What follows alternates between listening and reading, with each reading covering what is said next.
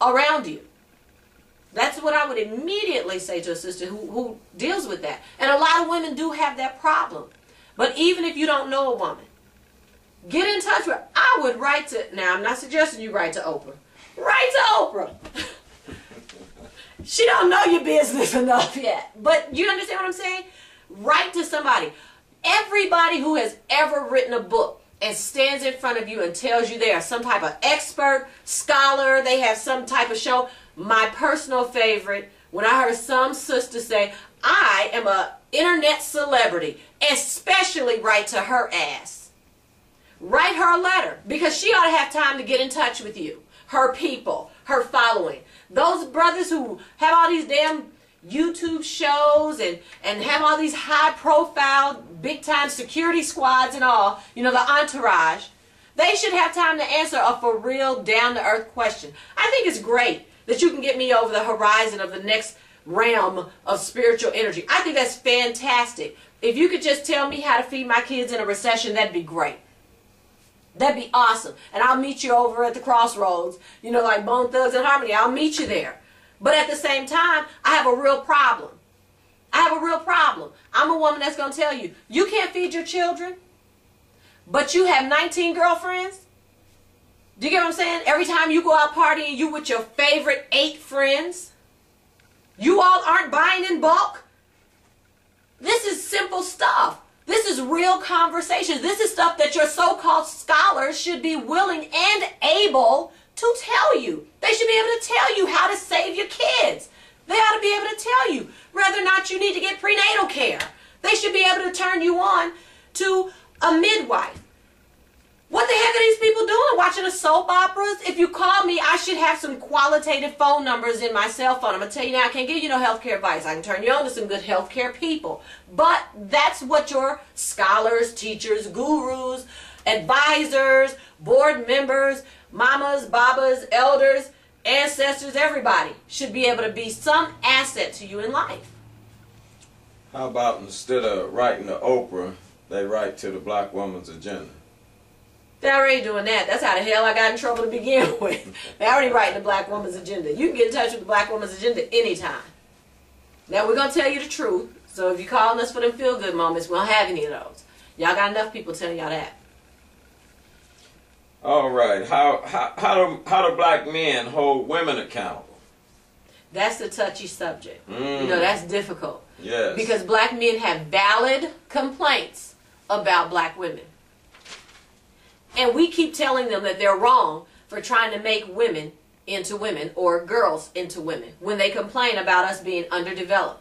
The fact of the matter is, there's something seriously wrong with black women. We have some serious problems.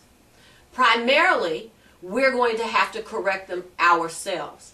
The best thing a black man can do to help improve the condition of black women is to safeguard an environment in which black women can go behind closed doors and work some things out about themselves. That's one top priority thing they have to be willing to do. You have to be willing to give black women privacy. Because there are things women need to talk about that should not involve the brothers. There's also the component of black men have to be able to communicate with black women on a less emotional stage. I know we like to believe that men are less emotional than women. That's not true. I'm going to tell you now. Brothers are thin-skinned and ultra-sensitive. The first sign of dissatisfaction, and he's over the top. But he has to be able to voice his concern with a solution already in mind. If you have a need in a relationship, you need to first and foremost agree with your partner, or if you're just in a brotherhood, sisterhood gathering, just a cipher group, you need to be able to agree across the gender lines on the desired result. The desired result is not my ultimate happiness. That is not a desired result. That's not a shared desired result. What does that mean, my ultimate happiness? Tickle your belly? No. First, the partners need to agree on a desired result. When they identify that they have a shared desired result, now we collectively together are working on this problem together. You're not the problem. I'm not the problem. This right here is the problem. You have to separate the problem, the behavior, the action, the offense from the quality of the person.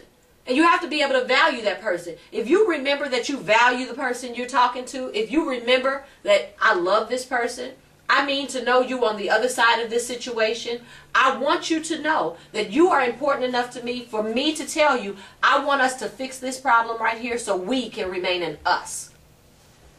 Now we're not going to war with each other. We're going to war with this problem. The difficulty and dilemma we often run into is we want to say, you get on my nerves doing such and such and so and so. Well, damn. There is no hope for recovery in that. None. Yeah, that's just argument. That's not accountability. Well, the hostility doesn't leave room for what are we going to be on the other side of that, other than angry.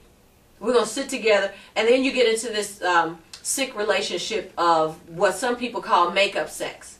That's just each other licking each other's wounds. Damn, some battle scars. Y'all like the police inside the prisons. After you done fought the prisoners and they done fought you down to tooth and nail down to the floor, then everybody gonna go take a shower together. What? We have to be more healthy than this. And our road to health starts with opening our mouths and communicating. Intimate relationships, believe it or not, leave no room. For some reason, as men, as women, we see ourselves as what? Weak? We don't want to say, I want you to know that I value you. You're important to me. But I have a concern here. I need to talk to you about it because I have a real need on the other side of it. I need you to know what I need out of this situation. And the way it's being handled, that's not going to work. So I need for us to talk till we figure out how we can address this situation and preserve our relationship. The most hostility in relationships are born out of fear. He's afraid he's going to lose her. She's afraid she's going to lose him. I'm afraid he's not going to love me tomorrow. I'm afraid she ain't going to forgive me after I say this. Come on. Let's be real. Let's be reasonable. If your relationship cannot withstand a conversation, there was something wrong long before the topic you're about to discuss. That seems like that would also answer the other question, which is how would women hold men accountable? It seems like it, but it's a little different. For women holding men accountable, it's different because most times, if there are males who are not kind of stepping up to the plate, the problem started much earlier. It didn't just start in that particular relationship. The way women have to hold men accountable is we have to be non-wavering. In relationships, if you think about it, women tend to yield all the time. They tend to yield all the time. And women that don't yield all the time are seen as this brick wall. You know, you just too hardcore. You're trying to be the man. A woman that doesn't negotiate her standards is often accused of trying to be the man. But in all actuality, a man is never made better by being in a relationship with a woman who gives in to his every whim. He's never made better, and he's never made happier. He ultimately leaves her for someone else. Think about every man you know. You're a man in the room. Think about the men you know who have women that let them do whatever the hell they want to do. There's no limit to what they'll ask for. They never stop. Right. There's not even a limit to what they'll ask for. There's no limit to what they'll do. That's true. They never just stop doing it. You know when men stop running the streets? Whose women don't mind them running the streets? They stop running the streets when their bodies fail them. When their physical health no longer allows them to run the street. You get what I'm saying? You never make a man better by giving in to him. You have to remember what he grew from. He grew from a boy, right? Well, male children grow differently than female children. We all know this. I've got twins, you've got twins. You see my twins. I've got a boy and a girl. They're night and day. Given the opportunity, my son would sit back with his feet up. It would never fail. There's been times where I've had to tell him, oh, you have no dinner tonight. You didn't finish your work. You don't work, you don't eat. With my daughter, his twin sister, only 9 minutes apart, I have to tell her, stop doing his work. She always wants to be busy, always volunteering to help. Does she always constantly, can I help? Do you need something? Your boys are young. They're always wanting to help. But we're already starting to see that little changeover happening. So you imagine an 8, 9, 10-year-old little boy. He gets in the habit, I got a grandson, he's kind of like this.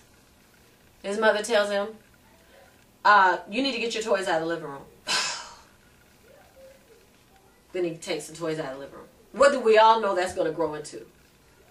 You need to take your toys out of the room. It's going to grow into, I ain't going to do it. Eventually, you need to get your toys out of the living room. But I'm still using it. But now he's talking back. Okay, I'll clean them up for you. Is that making him better? Of course not. Get your toys out of the living room. I'm so sick of you talking to me like this. It's a matter of time you're going to throw something. Then he's kicking. Then he's cussing. Then he's yelling. When does it stop? Does she ever make a male child better by giving him what he wants and allowing him to freely express himself because he has so much anger and emotion? Huh? Not even. That same male grows up to shake somebody's baby. That same male grows up to say what you were saying that brother said earlier. Exactly. That's what he grows up to be. That's exactly what he does. And he's the same male that will say he does condone the rape and murder of black women because he has no value for them. So those are the things that tie all these questions together. Black women have to hold each other accountable because we have to understand that as black women, we are the first impression of value of who we are as a people to our children. We set the standard. I know our men believe that it takes a man to make a boy into a man. But in all actuality, that starts with his mother and is rounded off with his wife or lover. Because it is her holding him to the standard of what we agreed to that will help make him a man of integrity. Without that, I've seen it happen. I've watched sisters give in to men to the point where they end up in homeless shelters, battered women's shelters, squatting in abandoned homes, their children living in cars. I've seen it all because they're trying to support and believe in a man where they started in one place, and before you know it, they negotiated themselves into homelessness or injury.